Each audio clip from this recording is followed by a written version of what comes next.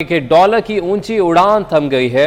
Inter bank میں dollar 4 روپے 43 پیسے سستا ہو گیا ہے۔ انٹر بینک میں ڈالر 207 روپے 50 پیسے کا ہو گیا ہے۔ آپ کو اپڈیٹ کر رہے ہیں، ڈالر کی اونچی اور روپیہ مستحکم ہو رہا ہے۔ انٹر بینک میں ڈالر 4 روپے 43 پیسے سستا ہوا ہے، جس کے بعد انٹر بینک میں ڈالر 207 روپے 50 پیسے کا ہو گیا ہے۔ ڈالر کی اونچی اڑان تھم چکی ہے۔ پاکستان اور IMF کے معاہدے کی خبریں ہیں۔ روپیہ تگڑا اور ڈالر کمزور ہو رہا ہے۔ انٹر بینک میں ڈالر 207 روپے 50 پیسے کا ہو گیا ہے۔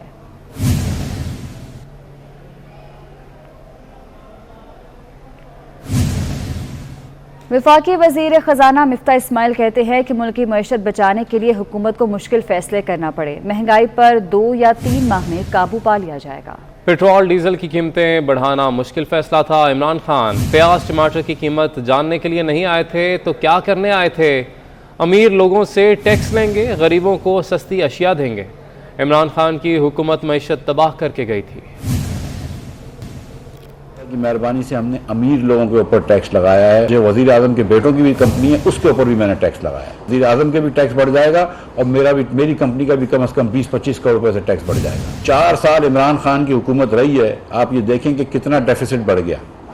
پاکستان کی تاریخ کے 4 بڑے خسارے عمران خان نے کیے ہیں۔ جب مہنگائی ہو رہی تھی کہ آلو کی پیاز کی پرائس کی اس وقت فکر نہیں تھی، بولتے تھے کہ ہم آلو پیاز کی پرائس کی فکر نہیں کرنے آئے، تو بھائی تم کیا کرنے آئے تھے؟ پھر ہم شیڈ سیکریفائز کروائیں گے، امیر لوگوں سے ان کی آمدن پہ ٹیکس لیں گے، ہم انشاءاللہ تعالیٰ 2 یا 3 مہینوں کے اندر قابو پا لیں گے۔ اور آپ کو بتائیں کہ الیکٹرک کی ماہانہ فیول پرائس ایڈجسٹمنٹ کے مد میں درخواست دائر کر دی گئی ہے۔ نیپرا کو بجلی 11 روپے 34 پیسے فی یونٹ مہنگی کرنے کی درخواست دی گئی ہے۔ نیپرا تاریخی فیول پرائس ایڈجسٹمنٹ بارے 4 جولائی کو درخواست کی سماعت کرے گا اور نیپرا کو بجلی 11 روپے 34 پیسے فی یونٹ مہنگی کرنے کی درخواست کی گئی ہے۔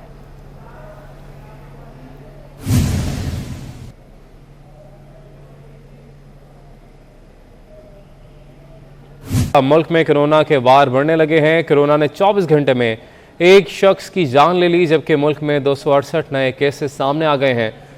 مثبت شرح 2.14% ریکارڈ کی گئی ہے۔ 75 مریضوں کی حالت تشویشناک بتائی جا رہی ہے۔ پشاور 3.36، اسلام آباد 2.50، کوئٹہ 1.92 اور لاہور میں شرح 1.91% ریکارڈ کی گئی ہے۔ ایبٹ آباد میں مثبت کیسز کی شرح 8.70% ریکارڈ کی گئی ہے۔ حیدرآباد میں کرونا وائرس کے مثبت کیسز کی شرح 0 ریکارڈ کی گئی۔ 24 گھنٹوں میں کوئی کیس رپورٹ نہیں ہوا۔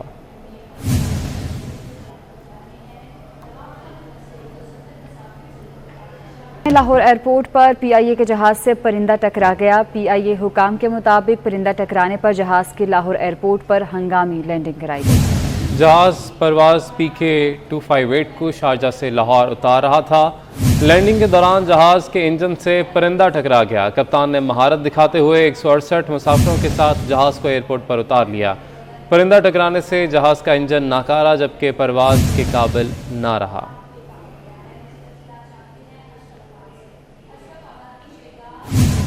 آرٹیکل 63A کی تشریح پر نظر ثانی کے لیے سپریم کورٹ بار نے درخواست دائر کر دی ہے۔ سپریم کورٹ میں دائر درخواست میں استدعا کی گئی ہے کہ آرٹیکل 63A کی تشریح سے متعلق 17 مئی کی عدالتی رائے پر نظر ثانی کی جائے۔ مزید کیا تفصیلات ہیں جانیں گے ہمارے نمائندے امانت گشکوری سے۔ جی امانت، آگاہ کیجیے گا۔ جی، سپریم کورٹ بار ایسوسی ایشن کی جانب سے سپریم کورٹ نے جو رائے دی تھی آرٹیکل 63A سے متعلق صدارتی ریفرنس پر، اس کے خلاف نظر ثانی کی درخواست دائر کی گئی ہے اور سپریم کورٹ بار ایسوسی ایشن نے یہ استدعا کی ہے کہ سپریم کورٹ اپنے 17 مئی کی رائے پر نظر ثانی کرتے ہوئے پیرا 1 سے لے کر 3 تک جو ہیں ان پر نظر ثانی کرے اور ان پیراز میں جو منحرف اراکین تھے ان کا ووٹ شمار نہ کرنے کی سپریم کورٹ نے رائے دی تھی۔ تو سپریم کورٹ بار ایسوسی ایشن نے درخواست میں یہ موقف اختیار کیا ہے کہ آرٹیکل 63A کے مطابق اراکین جو ہیں اگر منحرف ہوتے ہیں تو پھر بھی ان کا ووٹ شمار ہوگا، اور سپریم کورٹ نے جو رائے دی ہے وہ آئین کے خلاف ہے اور سپریم کورٹ کی رائے جو ہے وہ آئین میں مداخلت کے مترادف ہے۔ سپریم کورٹ بار ایسوسی ایشن نے درخواست میں یہ موقف اختیار اختیار کیا ہے کہ سپریم کورٹ نے جو اسلامی قوانین ہیں اور جو آئین پاکستان ہے اس کا درست جائزہ نہیں لیا اور سپریم کورٹ نے اپنی رائے جو ہے وہ آئین اور قانون سے ہٹ کر دی ہے. تو یہ استدعا کی گئی ہے سپریم کورٹ سے کہ 17 مئی کو جو رائے دی گئی تھی جس میں منحرف اراکین کا ووٹ شمار نہ کرنے کی رائے دی تھی سپریم کورٹ نے، اس پر نظر ثانی کی درخواست کی ہے سپریم کورٹ بار نے، اور درخواست میں وفاقی حکومت اور الیکشن کمیشن کو فریق بنایا گیا ہے. بہت شکریہ امانت، آپ نے اپڈیٹ کیا. آگے بڑھے اور بات کریں گے بجلی بحران کی. ملک میں بجلی کا شارٹ فال 5550 میگا واٹ ہے. ذرائع پاور ڈویژن کے مطابق بجلی کی مجموعی پیداوار 21350 میگا واٹ جبکہ کل طلب 26900 میگا واٹ ہے. ملک کے مختلف علاقوں میں 8 گھنٹے تک کی لوڈ شیڈنگ کی جا رہی ہے. بجلی کا شارٹ فال 5550 میگا واٹ ہو گیا ہے. وزیر اعظم شہباز شریف نے توانائی پر اہم اجلاس طلب کر لیا. دورہ مریض سے واپسی کے بعد توانائی کی صورتحال پر اجلاس ہوگا. اس اجلاس میں تیل، گیس اور بجلی کی صورتحال پر بریفنگ بھی ہوگی. وزیر اعظم شہباز شریف نے توانائی پر اہم اجلاس طلب کیا ہے. دورہ مریض سے واپسی کے بعد توانائی کی صورتحال پر غور کرنے کے لیے یہ اجلاس ہوگا.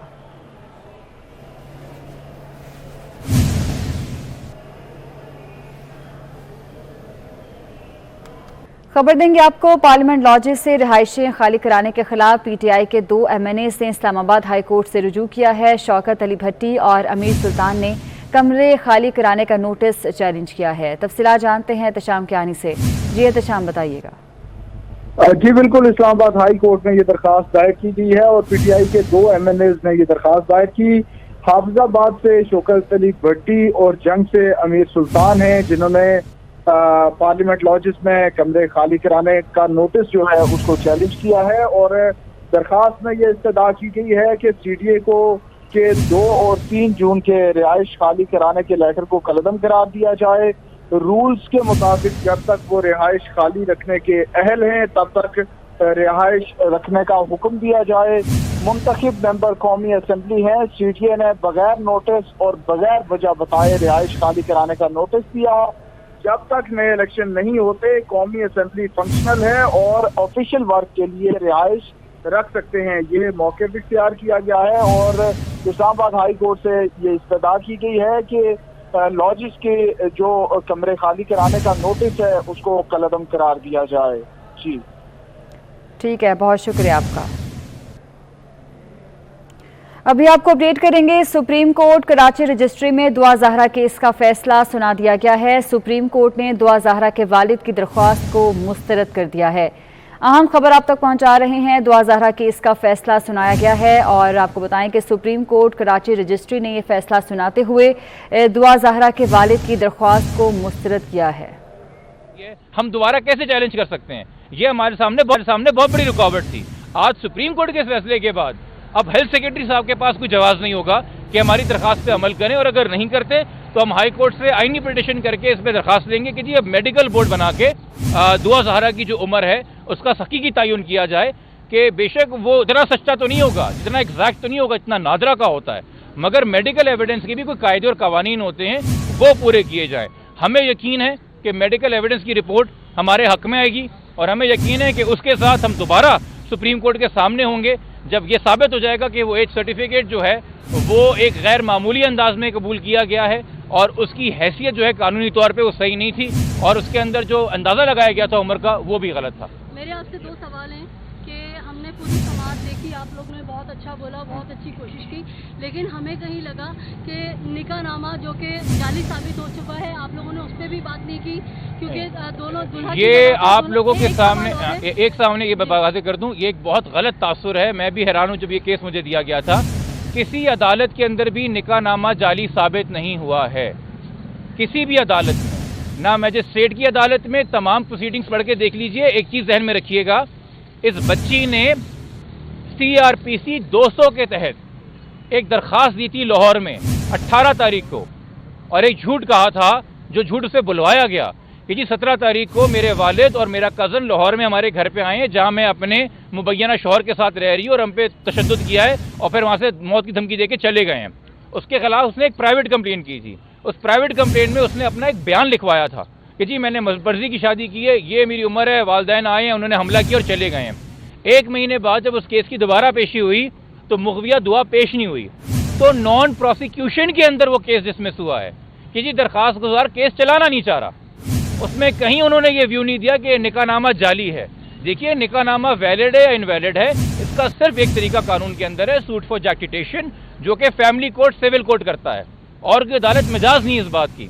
فی الحال یہ ہمارے سامنے ہے کہ ایک نکاح نامہ ہے جس کے اوپر اس کی عمر جو ہے وہ غلط لکھی ہے, مگر جب ہم جج صاحب کے سامنے دوبارہ پیش ہوئے ہیں تو محترم جج صاحبان نے پورا ڈاکیومنٹ دستاویزات دیکھے ہوئے تھے, اور ان کے علم میں یہ بھی تھا کہ ڈیٹ آف برتھ نادرہ کے ریکارڈ میں 2008 ہے, اور یہ بھی تھا کہ یہ ڈاکیومنٹ 2015 کو اجرا ہوئے ہیں. یہ خود عدالت نے ہمارے سامنے جو پروسیڈنگز ہوئی ہیں, یہ خود ان کے سامنے بات تھی.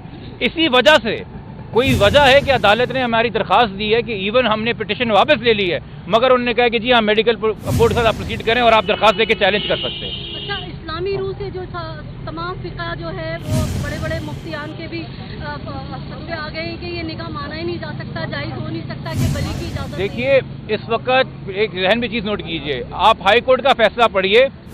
ہائی کورٹ نے دعا زہرا کو جو اس کیس کا ملزم ہے اس کی کسٹڈی میں نہیں دیا ہے. ہمارا یہ ایک آرگیومنٹ ہے کہ نتیجہ یہی نکلا ہے, مگر ہائی کورٹ کا آرڈر ہے کہ بچی آزاد ہے, جہاں چاہنا چاہے جائے. یعنی کہ بچی گھر بھی آ سکتی ہے, بچی مرکزی ملزم کے پاس بھی جا سکتی ہے, اور بچی کسی تیسری جگہ بھی جا سکتی ہے اگر جانا چاہے تو. تو اگر یا تو ہائی کورٹ نے کہا ہوتا کہ جی یہ انہوں نے چونکہ مرکزی ملزم کو جو مبینہ شوہر ہے اس کو کسٹڈی دے دی ہے, اور کہا ہے کہ ان دونوں کو ساتھ رکھا جائے اور ان دونوں کو نہ جدا کیا جائے, پھر ویلیڈیٹی آف میرج اور کیا شریعہ کا اطلاق اس پہ ہوتا ہے اور کیسے ہوتا ہے وہ سوال آتے. اس وقت آپ نے کے سامنے ہم نے میڈیا سے شیئر بھی کیا تھا, ہماری جو پٹیشن سپریم کورٹ میں فائل ہوئی ہے, ہم نے نکاح نامہ کی ویلیڈیٹی پہ سوال نہیں اٹھائے. وہ سوال ایکسکلوزیو جورسڈکشن ہے فیملی کورٹ کے لیے, بغیر اس نکاح خواہاں کو کراس ایگزامن کیے ہوئے, بغیر اس نکاح خواہاں کے اس نکاح نامے کے گواہوں کو کراس ایگزامن کیے ہوئے, بغیر مبینہ دلہن اور دلہا کو کراس ایگزامن کیے ہوئے کوئی بھی عدالت یہ طے نہیں کر سکتی کہ نکاح نامہ جعلی ہے. تو اس لیے یہ دائرہ کار ہے نہیں سپریم کورٹ کا. میں اگین آپ کے توسط سے عام عوام کو یہ نالج دینا چاہوں گا کہ ہمیں لگتا ہے کہ جی میٹر سپریم کورٹ میں ہے تو ایک دن میں سب ختم ہو جائے گا, چونکہ فلموں میں ڈراموں میں ایسا ہی ہوتا ہے. عدالتوں کا دائرہ کار ہوتا ہے, کسٹڈی کے معاملات, نکاح نامے کی ویلیڈیٹی فیملی کورٹ دیکھتا ہے, سول کورٹ دیکھتا ہے. کم سن بچہ کہاں جائے گا یہ گارڈین کورٹ دیکھتا ہے. آپ کا میڈیکل بورڈ ہوگا کہ نہیں ہوگا یہ آپ آئینی پٹیشن میں جائیں گے. ملزم کو سزا کیا ہوگی یہ آپ ٹرائل کورٹ میں جائیں گے, اور ہائی کورٹ کے فیصلے کی اپیل کے حوالے سے جو دائرہ کار ہے آپ سپریم کورٹ آئیں گے. تو یہ الگ الگ دائرہ کار ہیں عدالتوں کے, اور ہم ہر جگہ کے اوپر ان اکارڈنس ود لا اپنی درخواست دے رہے ہیں. Thank you.